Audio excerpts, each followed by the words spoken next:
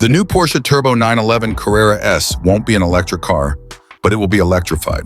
The 911 Turbo S gets a hybrid drivetrain, the second 992.2 Gen Porsche, to do so following the 911 Carrera GTS last year. While the GTS got a single electrified turbocharger, the Turbo S gets two.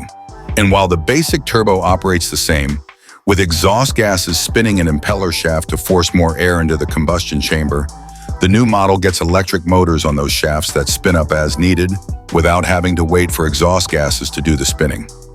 Thus, no turbo lag and a wider power band across the rev range.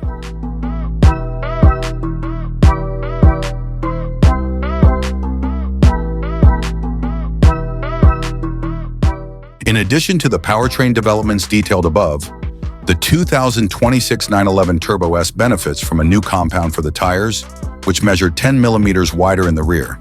The rear brake rotors grow by 20 millimeters, and a new pad friction material formulation at all four corners promises better feel and shorter braking distances. An updated version of the electro-hydraulically controlled Porsche Dynamic Chassis Control System, PDCC, is included as standard equipment. Additional changes include a new exhaust and alterations to the active aero and engine cooling strategies.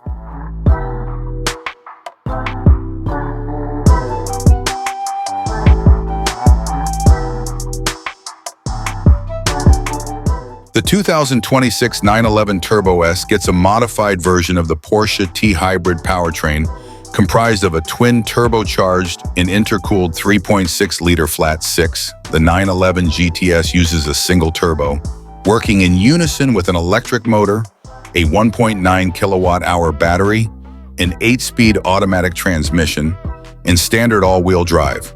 Peak output is 701 horsepower and 590 pound-feet of torque. Of note is that the turbochargers are aided by an electric motor to help spin them up faster rather than being driven solely by exhaust gases.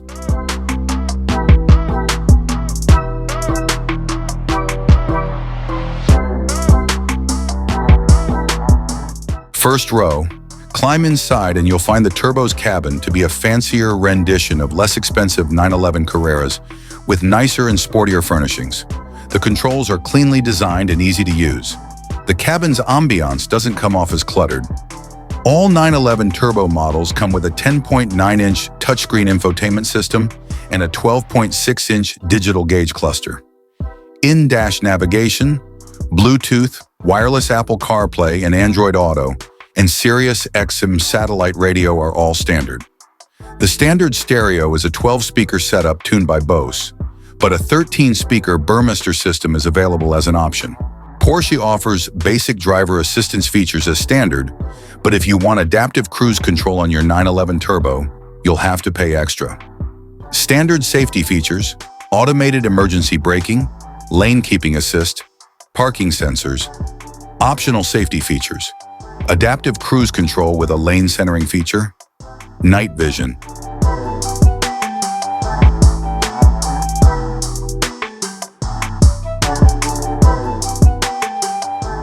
Second row, the interior of the Turbo Coupe includes the standard 911's rear jump seats. Realistically, they're best left folded for hauling cargo, as adults will be incapable of fitting. Cargo capacity. Stowing the rear seats creates a large flat cargo area, which should allow space for several carry-on suitcases. That's a positively expansive cargo room for a sports car. The front trunk should provide enough space for at least one extra carry-on. The 911 Turbo S biggest weakness remains. It shares the same basic design as 911s that cost half as much. Still, there's purpose to this new flagship. The hybridization demonstrates there's still plenty of life in gas sports cars, ones that sound better than electric sports cars ever could. No, not everyone will understand the point of a sports car whose capabilities few drivers will ever exploit. A full 38% of 911 buyers have already owned a 911 before, so they probably know what they're getting into. Soon enough, we'll get behind the wheel, and the enthusiast community will know whether this iconic model lives up to the standard set by its predecessors.